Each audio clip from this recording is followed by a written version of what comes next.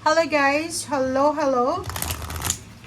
Virgo, welcome dito sa aking channel, Kapalaran 888 Virgo.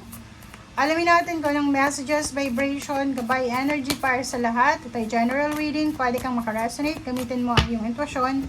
Sa panunood, Virgo, choose peace, okay? And find the blessings in your current situation. Okay, Virgo.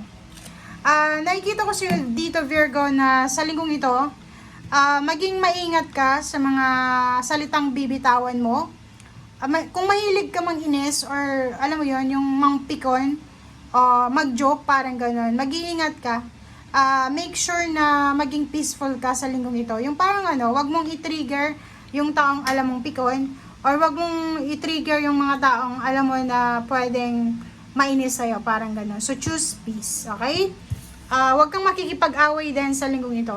Next is find the blessing in your current situation. So, Krishna, sinasabi dyan sa'yo na kung ano mang pinagdadaanan mo sa ngayon, Virgo, meron kang pinagdadaanan na ayaw mong pagdaanan, sinasabi na find the blessing in your current situation.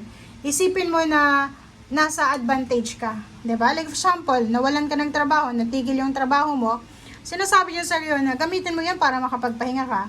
Gamitin mo yan para mag-spend time sa family mo, parang ganun. So, nakikita ko sa'yo dito na may ibang Virgo na posibleng makaramdam sa linggong ito ng disappointment. Parang madidisappoint sila sa mga ini-expect nila. Marami kasi kang ini-expect eh. Kaya ngayon, di ba, sinasabi sa atin, huwag tayong masyadong mag-expect, huwag tayong masyadong mauna sa Panginoon kasi Panginoon lang ang may alam, may control dito sa mundong ibabaw. Okay?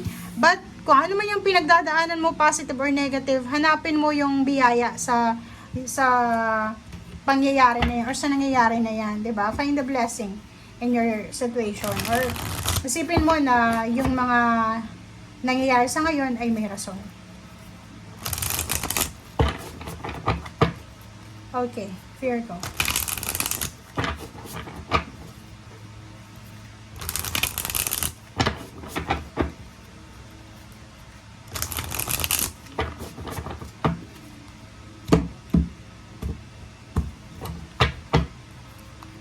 Okay, Virgo, first card and second card tayo. Hierophant and Two of Swords. So, nakikita ko sir dito, Virgo, na isang parang collaboration to, mentor, or pwedeng pakikipag-ugnayan. So, kung may isang tao na, like for example, may kaaway ka, tapos yung kaaway mo, kaaway din ng ibang tao, and itong ibang tao na to, makikipag-collaborate sa'yo, or ikaw makikipag-collab doon sa tao yun, kasi pareho kayo ng kaaway, iwasan mo yun. Two of Swords, sinasabi na nako, wag kang maging childish, wag kang makikisali sa mga ganyang klaseng collaboration kasi ano yun eh, toxic yan eh, 'di ba? So dito sinasabi, mag-iingat ka sa pagsali sa kung ano man na organisasyon, mag-iingat ka sa pagtanggap sa mga commitment, mag-iingat ka sa pakikipag-collaborate or sa pakikipag-partner sa kung kanino man. Pag-isipang mabuti kung ano itong mga gagawin nyo. Nakakaloka, Virgo. Okay, so this week, maganda to. Ang ganda dito kasi yung linggong ito, nakikita ko Sir Virgo na hindi maganda yung takbo ng pera mo sa linggong ito. Okay? Pwedeng last week maganda yung takbo, but now, nakikita ko na hindi siya masyadong kagandahan. But, maganda to eh, kasi yung current situation mo, kung wala kang pera sa ngayon, posibleng maging motivation mo to para sa pag-iipon ng pera. Mas, ito yung simula na magiging kuripot ka, or ito yung magiging simula para mag-isip ka na, kailangan ko mag-ipon ng pera kasi pag may ipon ka, may dudukutin ka. Parang ganun. Okay? And dito sinasabi ng barahan na Queen of Swords, yung current situation mo ngayon ay posibleng siya yung magpupush sa'yo, magmomotivate sa'yo talaga na ituloy-tuloy na kung ano tong naiisip mong improvement sa buhay mo. Okay? The Lovers. Wow! Nakikita ko sa'yo kung ikaw ay may relasyon, may asawa, may kabet.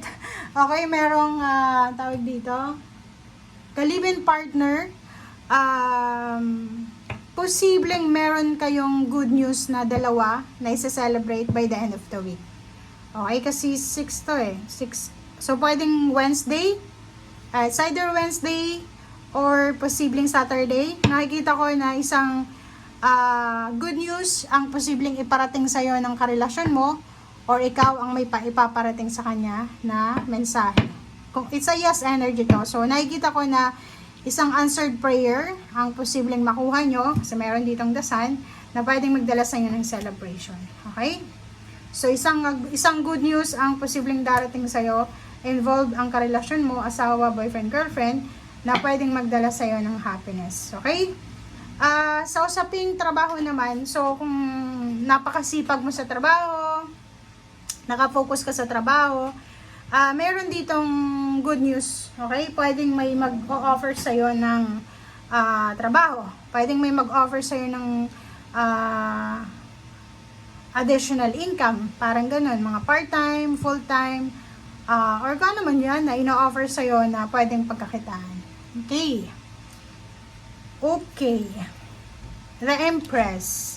Empress card, pwedeng may mga bagong relationship tayo dyan na magsisimula. Bagong friendship, relationship, intimate, may magbubuntis. Meron ditong lilipat ng bahay. So, bago yung bahay niya, bagong address, bagong zip code. Yung iba sa inyo dito, nakapag-desisyon kayo na sa linggong ito na magsisimula ka ng new beginnings mo. Parang fresh new beginnings, fresh start ito na sisimulan mo. Okay? And take care of your physical health, mental health, emotional, financial health.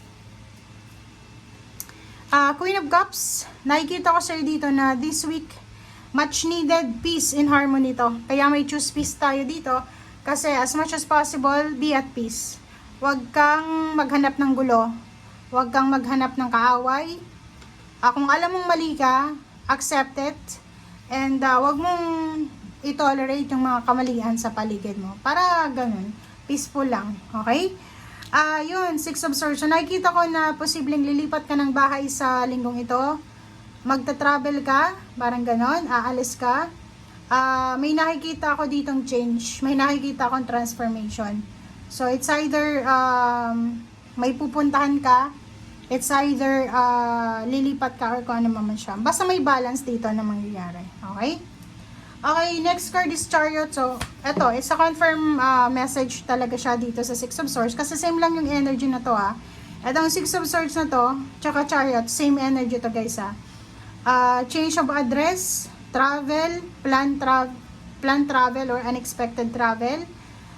Meron ditong parang aalis ka sa lugar na hindi maganda and nakapag-desisyon ka na lilipat sa mas stable, mas secured, mas progresibo or mas maganda na lugar. Parang or mas magandang trabaho or mas magandang negosyo or mas magandang sitwasyon.